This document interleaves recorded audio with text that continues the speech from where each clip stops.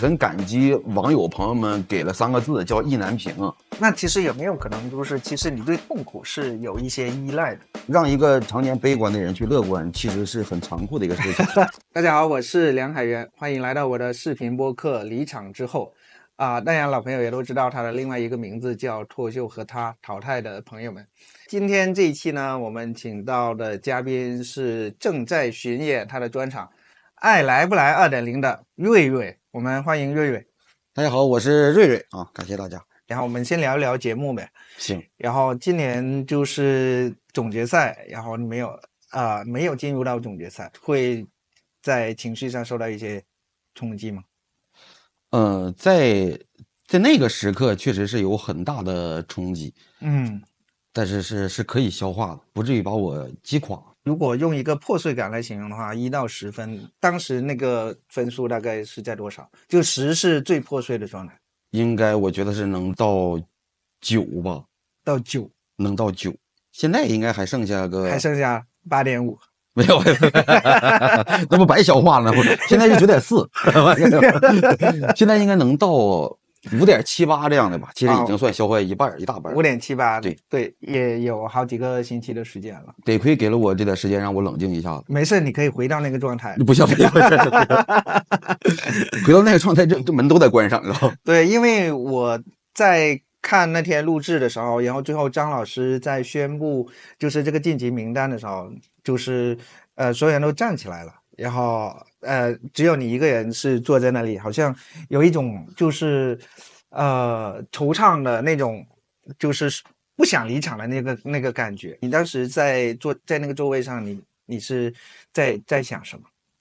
哎呀，这个得亏有这个机会说能解释一下这个画面，对，要不应该正常大家看到这画面的话，应该会跟你的想法是一样的啊。好，就有点不体面了，他没站起来，你当时就是腿麻了。不是是这样的，因为在第一天录完之后，我是神经性头疼。你看他不是说最后那一刻站不站起来，他是每一个演员上去比的时候，大家都会站起来鼓掌再坐下，站起来再过去。对，这个对于我这个神经性头疼来说是非常折磨的。后来我就找了一个参考人物就是海波哥。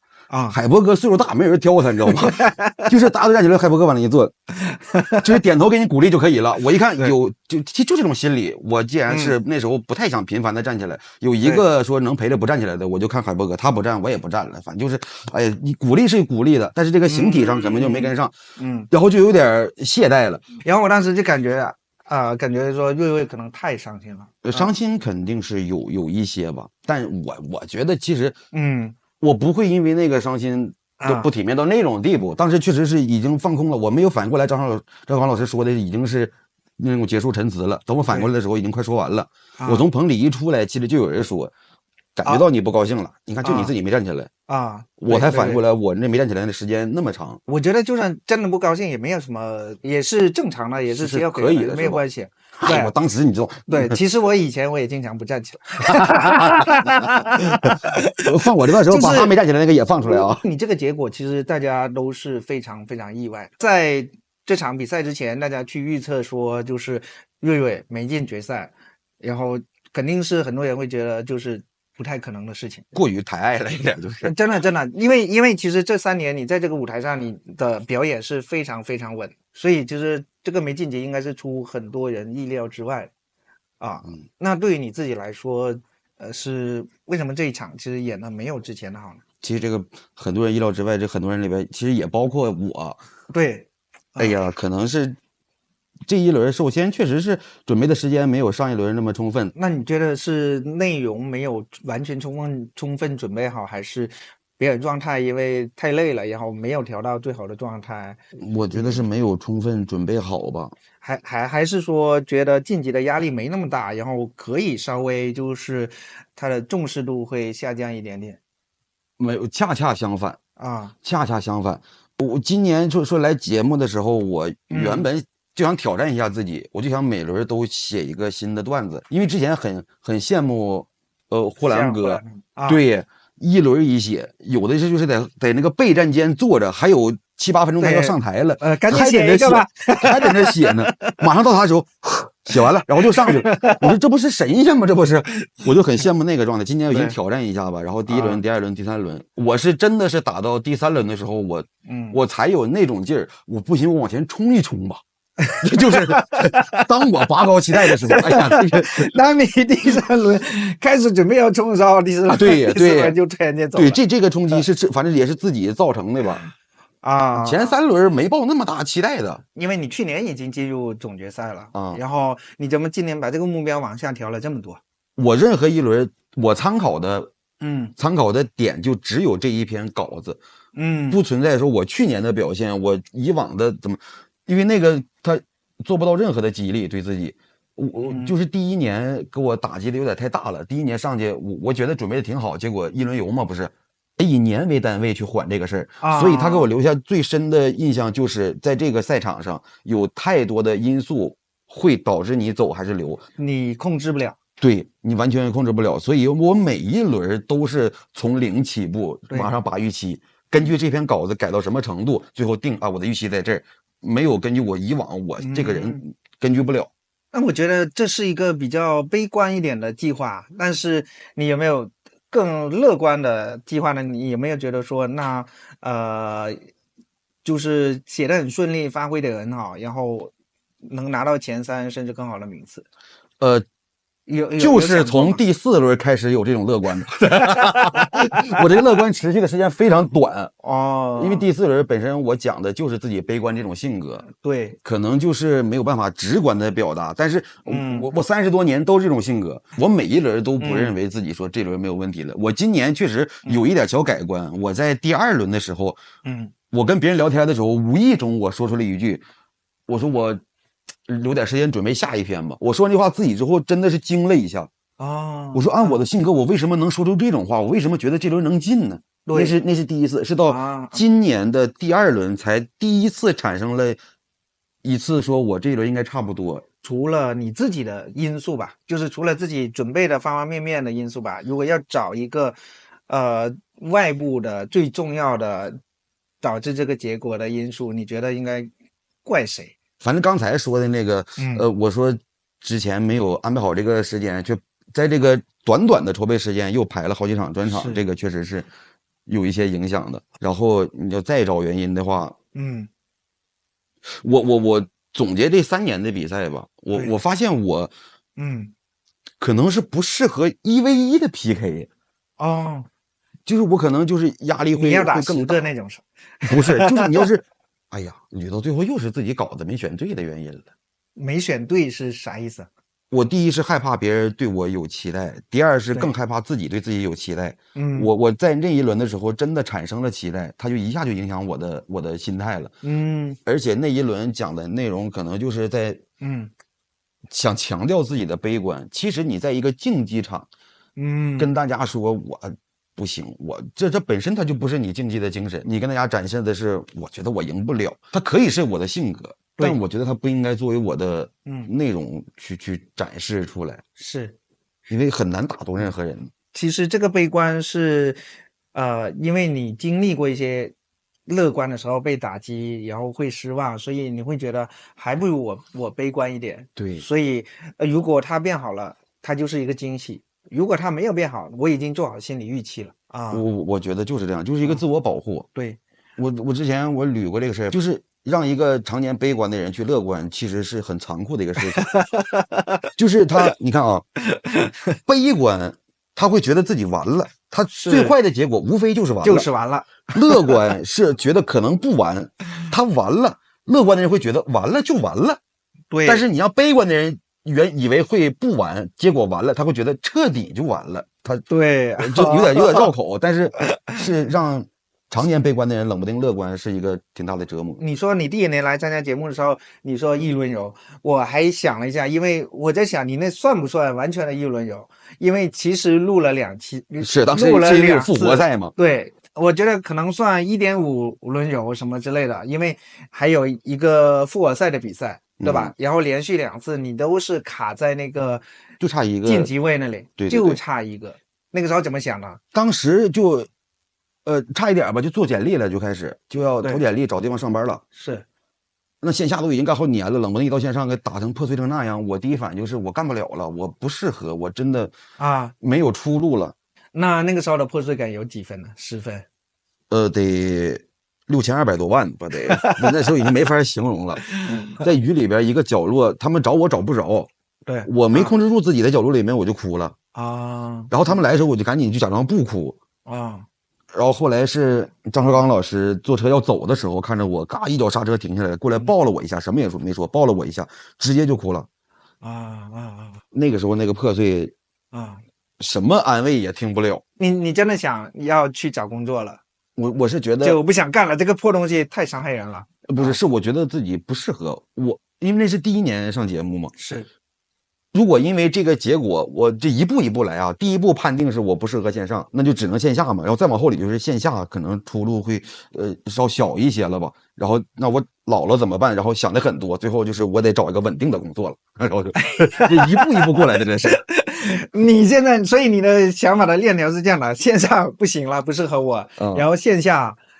也不是长久之计了，也不是长久之计，然后有可能就是老了没有办法养活自己对，就是可能就是个吃青春饭，演个1-2年，可能就不一定能混下去了所以要找个工作养活自己对，哇塞，你想的好多啊！一瞬间这个链条，你真的想的好多啊！是的这也是多少年这个思维习惯，我就会你看这个结果可能跟那个这么夸张吗？但它其实都是连过来的也是常年的悲观造成的。所以那一年呢，到最后你怎么康复的呢？很感激网友朋友们给了3个字，叫意难平当时高寒我俩就是意难平双子星，当时这仨字其实我后来想，它可能比晋级作用要大一些。意难平已经是淘汰里边最好的一个待遇了就你走了，观众觉得他不应该走，然后而且那是我第1年上，谁也不认识我的情况下，大家这个人挺好这个意难平支撑着当时录完之后，那时候在线下市场还挺好呢。我当时有个爱来不来 1.0 嘛，正在小剧场巡演嘛，各地俱乐部这朋友们真是给力，订了30来场，就因为这一轮一下订了30来场，后边一下就连上了，我就开始到处去演出，然后咱专场也不差，也非常棒，就一场一场炸呀，对，就炸这一道，慢慢就忘记了比赛那个伤痛，其实是在线下汲取的这种反馈和力量，去修复那个线上的那个伤口那一年是录完总决赛后来才开始巡演的，对不对？比完就开始巡演，就是已经有很多观众知道你了，然后也看过你在线上的段子了，然后觉得段子非常好笑，愿意去。因为我记得那一年是总决赛的时候，广智还专门帮你做了那个专场的广告。对，那一下也帮了老大忙了因为在录制播出之前，这个专场其实已经在一点点演，但那个时候真的排不出去。有的俱乐部是我肯捧你场，我排你专场，但就是卖不出去票。我之前总聊那个事儿，我说最惨的一场在哪儿我忘了，反正在演出的前一天打电话说咱就卖了7张票我说那不行，就延期还是怎么地的。我第一反应就是给人家添麻烦了。他说我们开会研究了，虽然只有7个人，但全是冲着你来的。我说真没有必要7个人就难道这7个人里面还有3个是冲主持人的，有2个，有3个是冲开场的，有1个是冲你来的，有一个非常坚定就冲你来的，那一个人说了，最后现场是13个人就坐了一排我讲了80多分钟老炸了13个人老炸了，我就差坐他们怀里了完全放松了呀，不抱任何期待了呀。对，那场真的很炸那个是播出之前嘛，等播出之后，因为意难平这3个字很多场地是可以卖完的了，已经是对到决赛的时候广智给推荐了一下，就可以彻底走起来所以这一路就是有就是观众朋友也帮忙，然后广智也推荐了，再加上自己内容你撑得住，对，然后就成就了那一年。我觉得13个观众应该也会印象非常非常深刻，对你他们也不一定吧，他们我觉得是不一定。他们有写 report 吗？13个人应该很容易找到他们写的 report。我有点不太记得了，可能是写了，可能对，我们也欢迎真的，如果有正好这13个人，然后看了那一场的，可以来我们这个视频下面留言讲一讲当时的情况是什么样子。24年5月份，我很理解你说的这个，就是意难平给你和给大家带来的这种。对，因为我当年也是靠这3个字，也是靠这3个字，然后有很多观众就是看了之后，他真的会来支持你。我觉得观众这种善良，就观众这种力量其实是非常大的。因为我前2周我去哈尔滨演出。哈尔滨演出是因为我在22年的年底的时候，本来排了一场哈尔滨的演出，但是那个时候就是大家都发病了，然后就没去成，取消了。然后我那天在哈尔滨，因为我现在专场有签售，有我那个周边的那个盲盒的签售，然后他们来的人就会跟我说话，然后其中有一个女生，然后她就是排到她的时候，她来跟我签名的时候，她哭了。然后他一边哭一边跟我说，他说我就是当年看了你那一段节目，然后我发誓我一定要看一次你的线下，然后我等了快4年，然后终于在哈尔滨等到这个机会，我跟你见上面了，真的哭着说了，我也非常感动，我也非常感动，他一直记得这件事情，这变成了他说他要完成的一个心愿，所以我觉得有时候就是观众的这种善良真的。就是这种支持是让我们作为一个演员是非常感动的一件事。对，4年，你光听这个数字可能说就一个4年，但你想4年就等于是从大1到大4，4年可以发生太多事情了，对吧？一个奥运会的周期，一个世界杯的周期，对我还记得这个事儿，所以其实是线下的这个反馈，然后给了你重新很治愈准备的治愈的这种力量。对，所以第2年才又敢上。哎，人呐，真是这个心态他容易变化，你知道吗？这3年的心态啊，对，第1年是就得淘汰我，第2年是可以淘汰我，第3年是竟敢淘汰我，是吧？我觉得很正常啊，因为你是一直在进步的嘛。一开始对于节目组来说，可能是来了挺好的，第2年就是哇来了这么好，第3是你不来不行。我被人需要了这个事儿也是需要自己不停的是或者外界给我一些明确的信息，我才敢这么想的。对，所以我一直觉得就是你很踏实。第2年第1轮其实也有点冒险，对然后终于进了，然后就是这个包袱给卸下了，然后到第2轮的时候就表现非常好。我女朋友给我总结的，她说你发现了吗？你每一年都是第2轮最好。哎，你把第1年虽然是1轮游，但是我把复活赛算上的话，确实是你看第2篇更好。然后第2季打的时候，第1轮因为当时算是新写的嘛，讲我妈，她就是当下发生的事儿。然后新写了一篇，确实可能发挥不那么好。第2篇讲那女朋友回农村那个，哎，第2轮就特别好。今年其实也是，今年第2篇讲的被蜜蜂蛰那个也是新写的嘛，然后哎也特别好。我好像每年就只适合打第2轮。第1轮以后我不来了，第1轮你就当我进了就行了啊！跳段，对，我直接跳到第2轮打最好的一篇。你到第2轮讲的就是小燕姐那个是吧？对，我虽然已经看过你的那个稿子了，然后我好像在现场看的时候，还是大概笑出眼泪的那种状态。那个时候你应该是真正意义上第一次在舞台上炸场啊，彻底发挥出你最好的水平。当时赛制不是这样的吗？超过290直接晋级，不用 PK 了。是290以下的话，别人还可以站你啊什么的。是，当时一出票，一圈黄光，当时292应该是哎呀，我觉得这就是我职业生涯中最高光的时刻了感觉又是进了总决赛，对，不亚于进了总决赛。然后到后来真正进了总决赛，也不亚于进了总决赛。对，当时进去总决赛的心情不亚于进了总决赛。进决赛也有点没想到，当时没想到吗？那去年你每一场都非常稳定的发挥出很高的水平。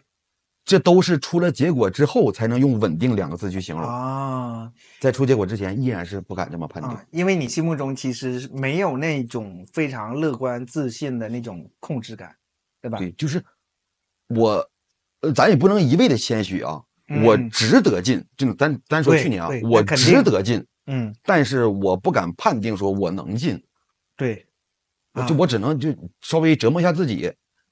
我无比的担忧。那你怎么形容，怎么获得这种这么悲观的性格呢？可能最早的起因会归结于到长相以及就是外在的一些东西就是会很悲观。比如说像上一轮讲千纸鹤那一篇从进入青春期开始，你就会知道自己长得是不好看的。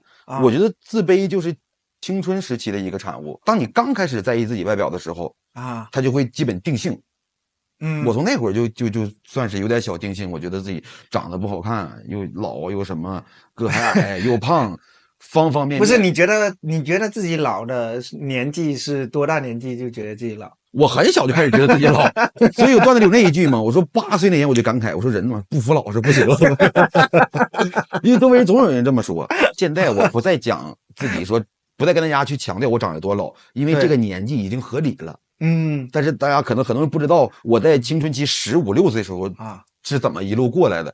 就是在当你最在意外表或最需要外表的时候，你是没有一手好牌的。现在基本上不会再因为外貌焦虑了。对，现在别人各位你看起来应该大概30岁了，然后说对啊，对呀，可以随便了呀，因为之前经历过太多了，这都是真实，都不是段子。打车找同学玩，司机就会问你去看孩子呀，真的就会问你啊，真的。我高中的时候坐客车回家，我旁边坐了也是应该是回村的那种大哥吧。大哥，你这一看这个皮肤，他至少是40起步了。我高中生，他张嘴能问我大哥车到哪儿了啊？那时候你们手机还不是那么方便的时候，大哥还有多远呢？一口一个大哥。之前讲过你很多皱纹的嘛，是那个时候就会有一些皱纹让人觉得说你年纪上来了。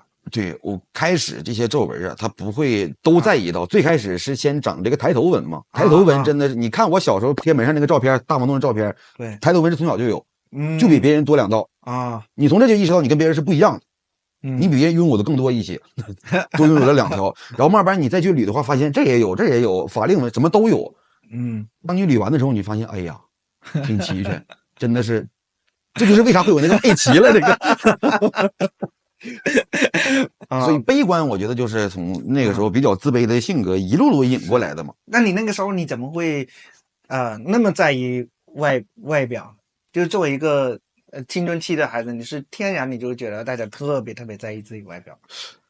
不是，就是还是你家里镜子太多了。青春期就是会对异性产生朦胧的好感。当你默默的喜欢一个女同学的时候，你希望自己是最好的。我希望她一看我这脸也愿意跟我多说几句。但那时候的反应就是真实情况，就是人家很礼貌的，可能就是同学嘛，他不会，因为我还不敢去展示其他的。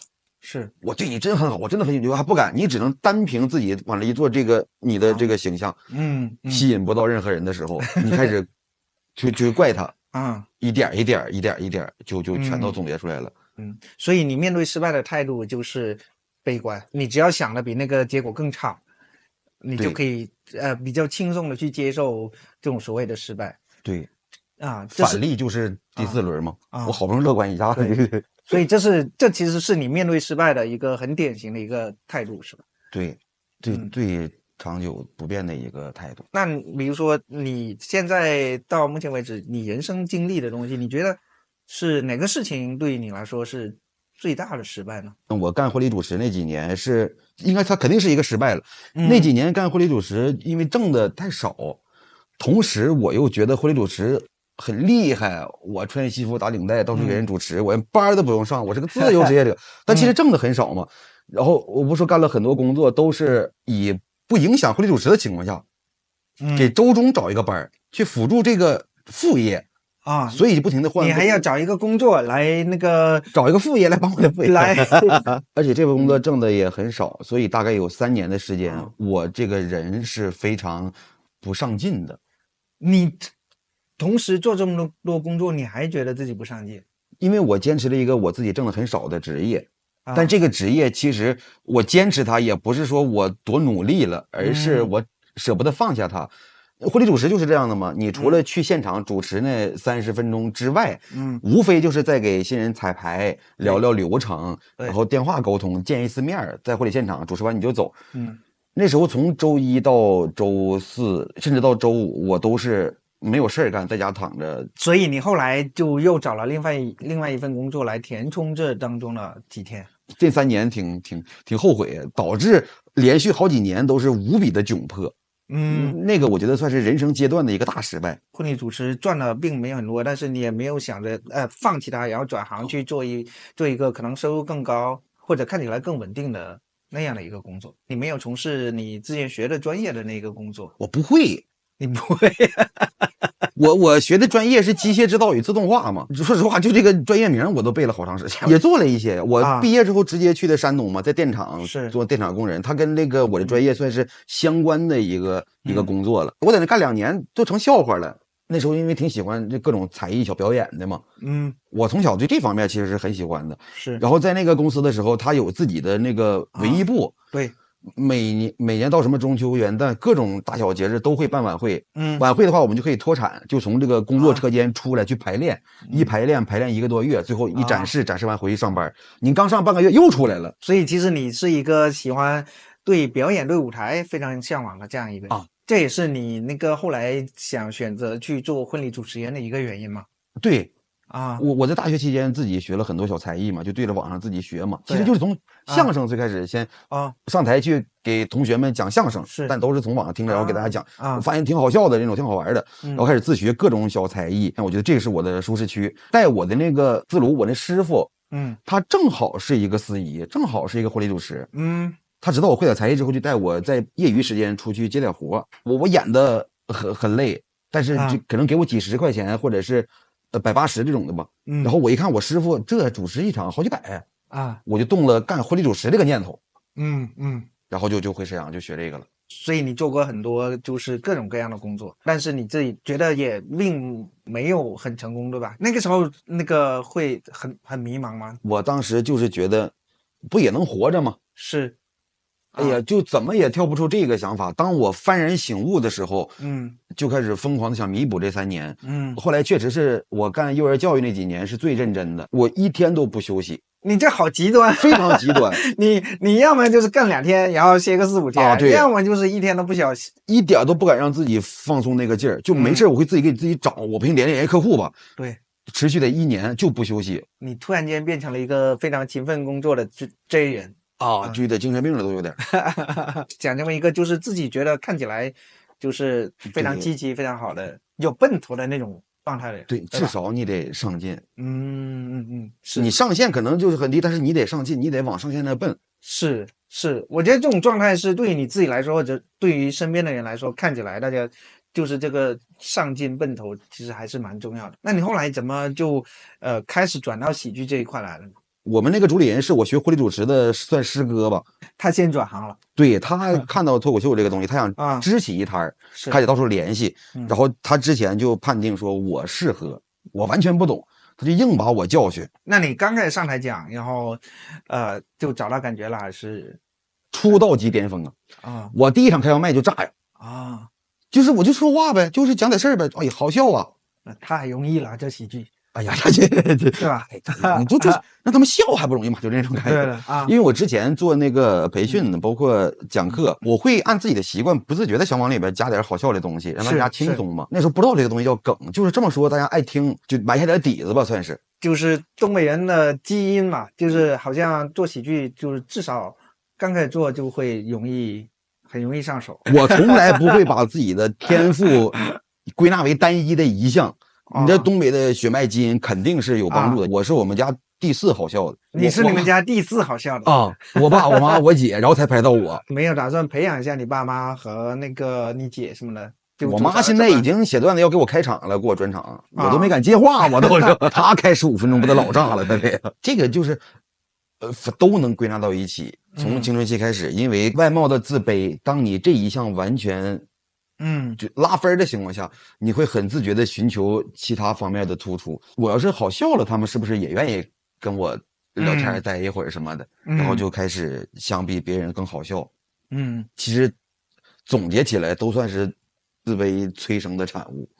就你开始讲开完麦之后，都做的还挺顺利的，挺顺利吧。然后一直顺利到上节目的时候。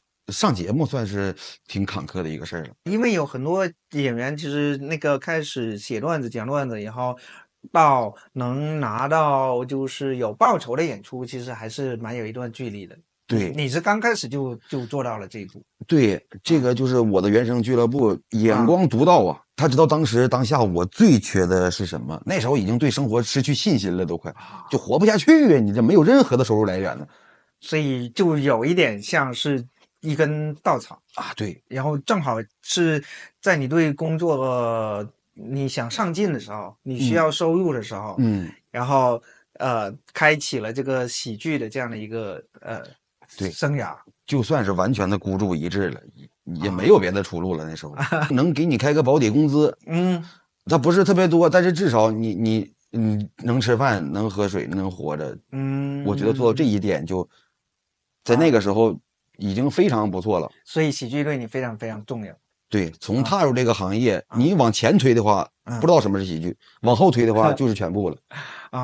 那你算是非常有喜剧天赋的人吗？你觉得？1到10分？10分。10分没有，因为我觉得我算是有天赋的那种演员。10分有天赋，我觉得天赋算很高吧。我自己总结，我喜剧天赋几分呢？8.9吧。8.9。对。然后加上谦虚的0.6，也9.5了。谦虚才0.6吗？不是。反正我是觉得我这个，因为天赋这个东西，它能支撑我走进这个行业。但是上限是有的。后续就得是学习和努力才能再往上走了。那你努力有几分呢？就是我凭良心说，我的努力程度能到及格线多一点吧，也就是6点几分。努力才6点几分，全仰仗着天赋的支撑。这么说过分吗？那你不过分。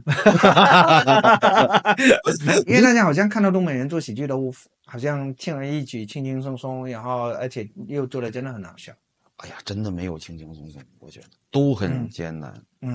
都很艰难。我觉得是喜剧的进步。你真的说实话，你要是往前推个10年8年的，那就是拿起来就能干。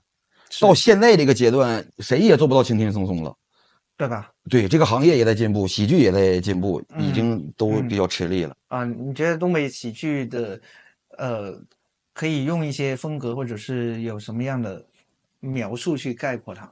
我觉得就是观众给我的评价算是挺精准的。这管我这个叫就是唠嗑式的脱口秀。中国有唠嗑，就是你上来就是那种聊天的感觉，就你不知道怎么就聊起来了。然后在聊天里面，带着梗，带着铺垫什么的。评价是这么说的，他说瑞瑞讲段子给我一种很强的那种感觉，是就像隔壁的大爷推门进来，坐我家炕上开始给我唠起来了。我说大爷这个词儿有点冒犯了，有点。对我的评价最多就是接地气儿。你有什么创作的搭子，然后你们会比较喜欢一起讨论段子的演员吗？可能我会跟那个我们自己俱乐部那个主理人，我俩聊的会多一些。在上节目之前吧，我会写事儿，我会写故事，我会把我这个经历写得非常好玩。但是我那个时候的判定是这不怎么值钱呢，这玩意儿啊。他当时有一个冲击是护栏哥的段子，我也是第一次听到说跟你玩逻辑能玩这么好笑。我意思我说这是喜剧吧，这不是搞笑吧？这有个很大的区别。然后是非常努力的想就是靠逻辑啊，或者是一些就不像之前就怎么好笑怎么写就改变了一些。我不能坐着创作。你要怎么样？要躺着？不是，我得溜达。对。我在大望洞的时候，应该是到凌晨快2点的时候，我有点灵感，想写点东西，我就会穿衣服下楼，从这个大望洞走出去，然后也不知道哪有路，就绕着这个路开始走。对，不知道自己走到哪儿，然后就走的时候就会想，然后嘴会说，大概捋差不多了，我再回来再落笔。回来就已经写好了。就这个有大框吧，咱不能说写好，也没有那么快。我的习惯就是会到处走。那有写不出来的时候了吗？有就是白走，打车回来。那广智对你有影响吗？会，广智有影响很有影响。具体是我们没有太多去聊过这个段子。我觉得他对我的影响就是做特别特别善良的自己。我依然能把喜剧做好，在他身上我看到了这一点。对，因为其实去年最后总决赛的时候，你跟大家说给大家推荐一个冠军，我觉得那一个瞬间也是我去年在看节目的时候就是印象非常深刻的一个瞬间。因为我感觉到就是好像我们大家这一帮人在一起，就是大家有一种非常美好的情感在这里面。这句话已经攒了1年了，我从第一季淘汰就开始攒了1年，终于等到广智有机会争冠军。不是他最后哪怕是结果他没有夺冠，这个话我必须也要说，因为我攒了太久这句话了。因为前1年他已经推荐你，然后你觉得自己成绩好像没有那么好，你会有一点点觉得说对不起他推荐，你就特别怕辜负别人。我害怕辜负他，然后我希望能站在更高的位置我才配说这句话。就是那个时候你说那句话的时候，对，才有分量。我要是走到第2轮就淘汰了，我说我虽然第2轮就淘汰了，但我给大家推荐一个人，哪有人听你说呢？就多余，广志都在说你别唠了去。那今天主要是因为你没有需要特别想要推荐的冠军了，所以你没有那么强烈的动力说我要在什么阶段再说这句话。没准我要是比较决赛也能整出个推荐的人来呢。想象中的那个画面应该是你还是站在总决赛，还是在那里比，然后你跟大家说我推荐岳伟是冠军。我想过这事，但是我当梗想的呀，我是当梗那么想的。我可能在今年，我不一定哪一轮，比如说我半决赛淘汰了，跟大家说，我虽然淘汰了，但是我依然想跟大家推荐一个冠军，就是瑞瑞。但是我走了，我没想过自己夺冠不夺冠这个事情。我的判定，我觉得这个是理性的，不是因为悲观导致的。我不知道你有没有刷到一些 report， 就是大家有看到说，哎，岳伟半决赛淘汰了，因为有很多人会说他其实是我心目中就是进总决赛甚至是冠军的一个候选人。你有刷到这样的帖子？我刷到过，我其实从第2轮就刷到了。我其实原本就没指望说会到这一步，我以为今年我说我打3轮，有1轮高光自己满意，是哪轮水过去就完事了，是这种预判。但前3轮真挺棒，我自己算过，我前3轮票数加在一起，我平均每轮是200票。现在又有一种辜负大家的感觉，就是第4轮没表现好，然后第4轮就走了。但是他们说夺冠这个，我自己知道我也不适合，我也夺不了冠，但是走的时候还是会有那种又辜负大家了啊，遗憾，是遗憾，也是很遗憾的。那你在这一行，你有什么职业目标吗？就是你心目中你想要达到的一种状态？我其实去年比完，我定了职业目标，希望在这个节目的存在史上吧，但凡是有生之年吧，我能打到第2轮，打到一个前3，哪怕是第3，打到个这个名次，我觉得这一行我就算干到头了，就是年度第3啊，这是我最终极的目标了，这都已经是把乐观、勇敢全加上了。观众评价瑞伟好笑肯定是非常高的一个频率的这样的一个词，还有什么就是大家频率比较高的一个形容词？真诚，哦，真诚和好笑这俩吧，算是最高频率出现的词了。这喜剧最重要的2个都被你占了啊！这是最重要的2个。对，啊，真诚也重要，我以为只有好笑最重要的。那真诚是必杀技呢。好笑是什么？好笑是基本要求，对基础技能嘛，这不就是？其实我扛不住那种差评啊、负面评价，我扛不住。那这对于悲观的你来说，或者是对于你觉得之前自己很多不太成功的经历来说，这算不算也是一个好事？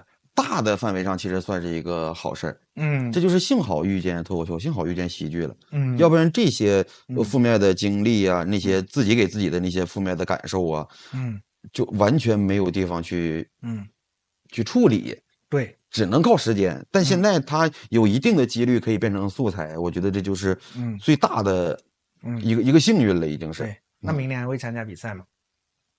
终于问到这儿了，是不是导演问过你？我当时也沉默了这么久啊！我当时说的是，我说明年2月份再来问我。哦，啊，因为我现在想像第1年一样救救自己。我先演专场，先巡演，我在线下汲取一些观众给我的能量，我弥补一下自己吧，然后看看什么时候能好起来。所以我说那时候应该会收官嘛，专场。我说2月份再问我吧。现在的话应该就算改观。啊，1月初就可以问，1月初就可以问了，就可以问了。1月1号就可以问了。对，定好闹钟来打听。那你对失败这个事情会有恐惧吗？你觉得失败带来的这些结果其实是可以接受的，对吧？因为你比如说像第1年那个，你结束之后，你会发现好像人生坍塌了，我要离开这个行业了。但是好像到第2年你再看就没有那么可怕。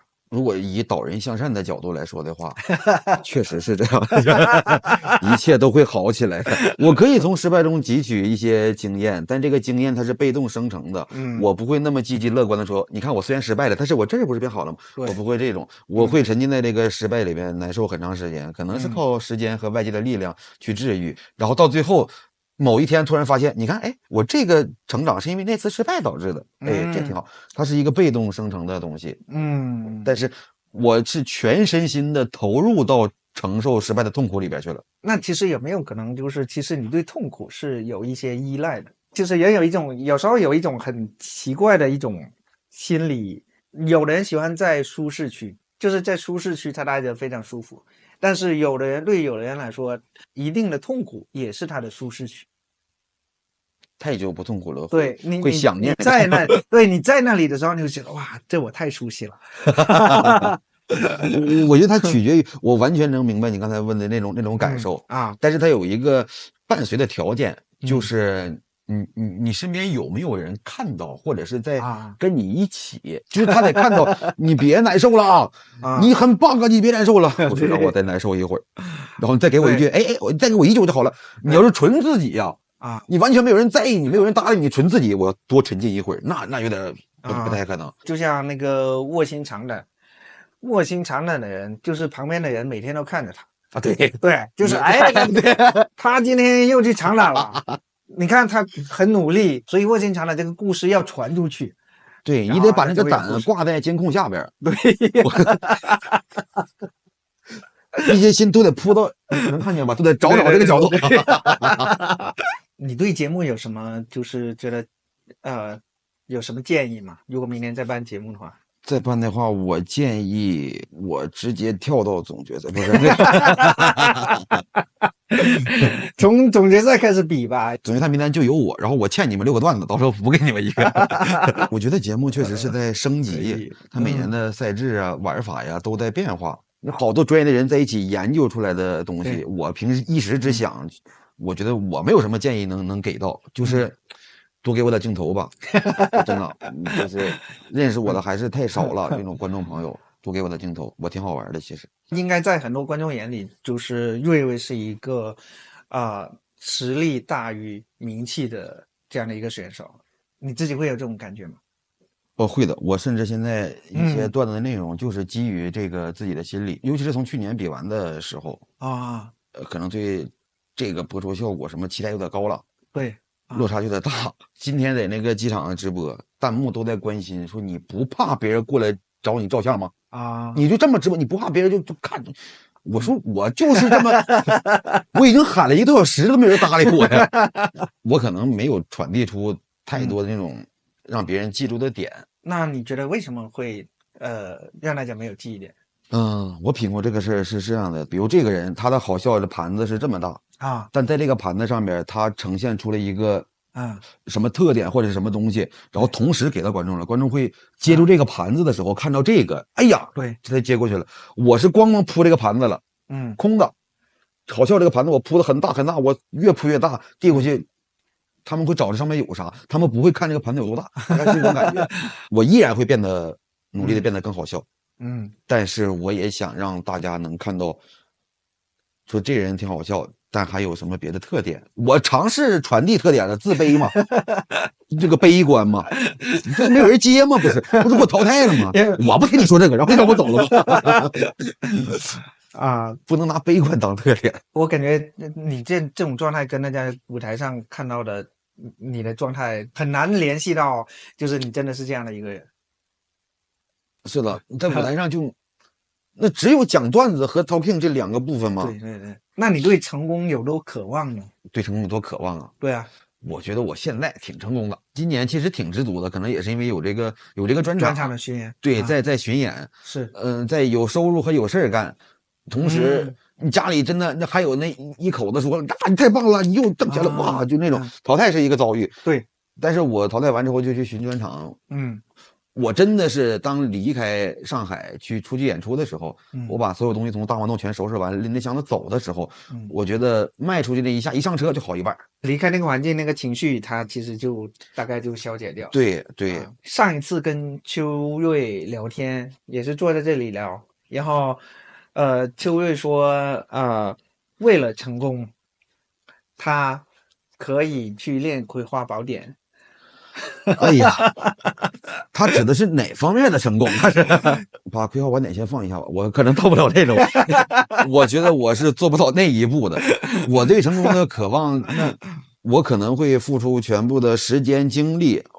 我可以，太朴实了。我可以去吃苦，可以去遭罪，可以去拼命，只要能让我成功就行。这是大家可能都是这种觉悟，我没有更高一些，没有。但只有邱瑞去练葵花宝典，他这个可真是你，哎呀。我可以祝他成功。我如果能接下来你说很多年都持续我今年这个状态，就是也演出有收入，然后在演出之余，你说回到家两个人嘻嘻哈哈的那种，我觉得是一种非常幸福的状态。对，你的专场应该这一年应该都会在巡演，对吧？目前的计划至少元旦之前肯定是一直会巡演。那也欢迎我们的观众就是去看瑞瑞演出。反正我刷到关于瑞瑞这个专场非常大量的就是好笑，很好笑，也在此同时还很真诚。我的那个专场就是天才的深夜晚，我做了一个周边嘛，就是这4把剑，然后它是按年份来分的，然后最左下是0年的，右上那个粉色是3年的，黑金这个是5年。还有那个紫色是11年的，它分别有一些不同的卡片的一个故事。因为我们是一个盲盒，如果你抽的话，你希望会抽到哪一把剑？0年、3年、5年、5年、11年。我希望能抽到一个5年的吧。为什么是5年？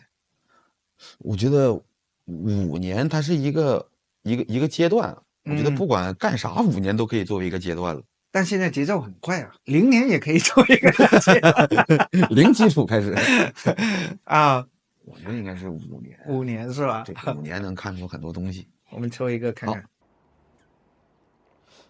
来这个，我不相信自己的第一选择。你果然是一个悲观的人。永远年轻，永远不相信自己。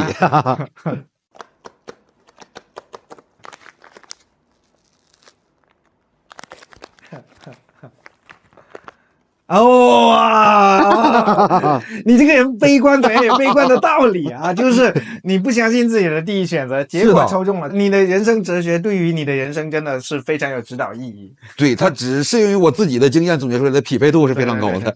5年剑，我确实努力的磨了，要不是我平时还得上学上班、旅游睡觉、恋爱喝酒健身，他早就名震江湖了。我们这样，我们额外再玩一个，就是再玩一个，这是你的第一选择，这是你刚才的第一选择要不我们再猜一个，看看我这个到底是啥？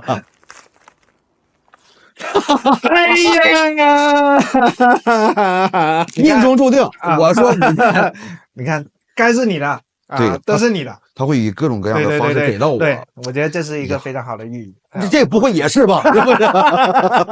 你放了3把5年了吧？这个应该不是了。你现在屏幕前的观众很难不怀疑这个事实。我们要不把这个也拆了，我们看一下，又拆一个。这个拆出来的这个就送给我们那个这一期评论区的朋友。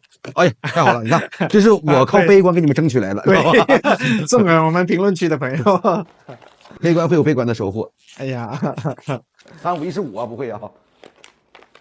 哎，你看，真的不是3个都5年的啊，这个真的是很随机的，很随机的。送观众的这个盲盒，然后我跟瑞瑞，我们都在这个卡片上签上名。那我们今天就聊到这里，然后欢迎大家在评论区来领取我们这个签过名的奖。谢谢大家，拜拜，朋友们，拜拜。